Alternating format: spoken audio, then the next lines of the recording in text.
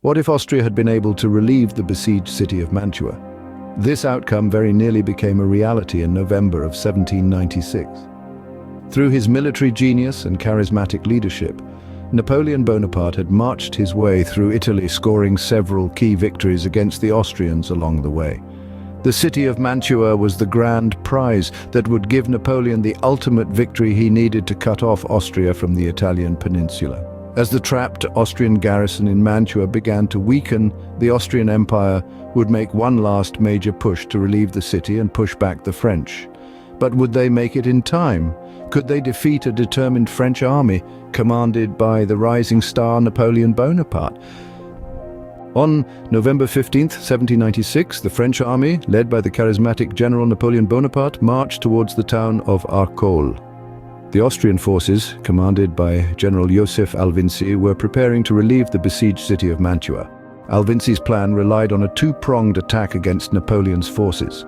Alvinci ordered one corps under the command of Paul Davidovich to advance south along the Adige River valley, while Alvinci led the bulk of the Austrian forces from the east. If the two could link up and relieve the large garrison trapped in Mantua, it could spell disaster for the French. Napoleon, one step ahead as usual, was prepared to outflank Alvinci's forces and cut off their retreat. Napoleon marched his troops to the town of Arcole, where the Austrians dug in for a fight. The French army's initial attempts to cross the bridge at Arcole were met with fierce resistance. The Austrian forces, well entrenched and prepared, repelled the French with a stubborn tenacity that would have broken lesser men. The bridge, narrow and flanked by marshes, was a tactical nightmare. It was like trying to thread a needle while under a hailstorm of bullets and cannon fire. The Austrians, ensconced in fortified positions on the other side of the bridge, had a clear line of sight and a distinct advantage. The French, on the other hand, were like fish in a barrel, easy targets for the Austrian sharpshooters. Each attempt to cross the bridge resulted in a bloody repulse, the air filled with the acrid scent of gunpowder and the chilling cries of the wounded. But the French were not just any army, and Napoleon was not just any general. The man had a fire in his belly, a burning ambition that refused to be quenched. He was a master of improvisation, a chess player who could think several moves ahead. His mind was constantly at work, analyzing, strategizing, adjusting. The French soldiers, inspired by their leader, mirrored his determination, his refusal to accept defeat. They rallied, regrouped, and charged once more, their bayonets gleaming in the fading light. Their voices united in a battle cry that echoed off the surrounding hills, and so the battle raged on, a deadly dance of attack, retreat, and counterattack. The bridge at Arcole became a symbol of the struggle, a testament to the courage and resilience of the French army under the indomitable leadership of Napoleon Bonaparte. Despite the initial setbacks, Napoleon was not a man to accept defeat easily, and so the stage was set for a turning point, a moment that would define not just the battle, but the course of history itself. If you're enjoying this video, please take a moment to hit the like button and subscribe to the channel. In the midst of the battle, Napoleon took a bold decision. This was a moment that would not only define the Battle of Arcole, but also highlight the daring character of Napoleon Bonaparte. The French forces were struggling, their attempts to cross the bridge repeatedly thwarted by the Austrian artillery. The situation was dire, the morale of the troops sinking. It was then that Napoleon, defying convention and every rule of battle, decided to lead the charge across the bridge himself. Imagine the scene. The general of the French army, not content to command from the safety of the rear, steps to the fore, seizes a flag, and leads his soldiers directly into the line of fire. It was an audacious move, a gamble that could have resulted in his death and a crushing defeat for the French. The charge barely even made it onto the bridge before the concentrated fire from the Austrians became too hot, cutting down many French troops. So devastating was the enemy fire that one of Napoleon's own aides-de-camp, Colonel Jean-Baptiste Muiron, was shot and killed by his side. Napoleon himself had to be dragged off the bridge by his men to avoid being killed. Having failed to cross the bridge, Napoleon's forces sustained heavy losses and would have to rethink their strategy. On the second day of the battle, Napoleon received 3,000 troops from Mantua, giving him a significant advantage. Later that night, the French engineers constructed a pontoon bridge, allowing them to cross the river. The determined Austrians fought fiercely to hold the town.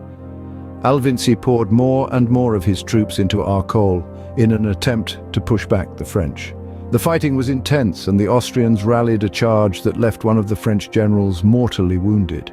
It was beginning to look as though the Austrians might just pull off a victory as French troops began to waver. But just when things seemed dire, another division of French troops, led by André Massena, arrived and lured the Austrians into a carefully orchestrated trap.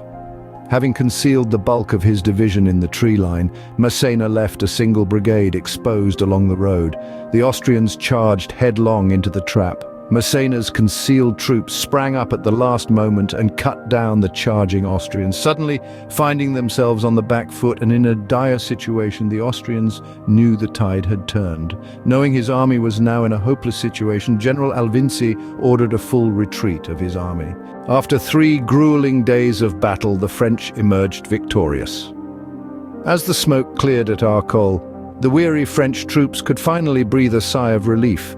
Their adversary, the formidable Austrian forces, had been pushed back, their attempts at holding the strategic point of Arcole thwarted by the relentless French offensive. The Austrians, realizing the futility of their situation, began a strategic retreat, leaving the battered bridge and the town of Arcole in the hands of the French. The French victory at Arcole was not just a military achievement. It was a turning point that would dramatically alter the landscape of the ongoing war. It was a testament to the strategic genius and indomitable spirit of a man who would soon become a legend, Napoleon Bonaparte. Napoleon's audacious decision to lead his men across the bridge under a hail of enemy fire, his unwavering resolve in the face of adversity, and his tactical brilliance in orchestrating a victory against a larger and well-fortified enemy were all instrumental in turning the tide of the battle. And in doing so, he had not just won a battle. He had won the hearts and minds of his men and his countrymen. News of the victory at Arcole traveled fast, reaching the corridors of power in Paris and reverberating across the war-ravaged lands of Europe. Napoleon, the young general from Corsica, was hailed as a hero. His reputation as a military genius was solidified, and his status as a national icon was firmly established. The victory at Arcole bolstered French morale, infused new vigor into their war efforts, and marked a significant shift in the momentum of the war. The Battle of Arcole was a testament to Napoleon's strategic brilliance and indomitable spirit. The Battle of Arcole holds a significant place in the annals of history. This was not merely a clash of armies, but a pivotal moment that shaped the course of Europe's future. The pre-battle scenario was fraught with tension, with Napoleon Bonaparte, a young general, leading the French forces against the seasoned Austrian army. The battle itself was intense and at times precarious for the French, but through sheer will and the determined leadership of their general, the French prevailed. In the aftermath, Napoleon emerged as a celebrated military leader, influencing the future of French politics. This battle also marked the beginning of the end for the Austrian influence in Italy, thereby shifting the balance of power. The Battle of Arcole, therefore, was not just a military triumph, but a catalyst that set the stage for the Napoleonic era. And so, the Battle of Arcole remains a compelling chapter in the narrative of Napoleon's rise and the broader tapestry of European history. I hope you enjoyed this video and will support the channel by subscribing. It's free and it only takes one click of the mouse to ensure you stay up to date on the latest videos on the channel. We are the Minutemen of History.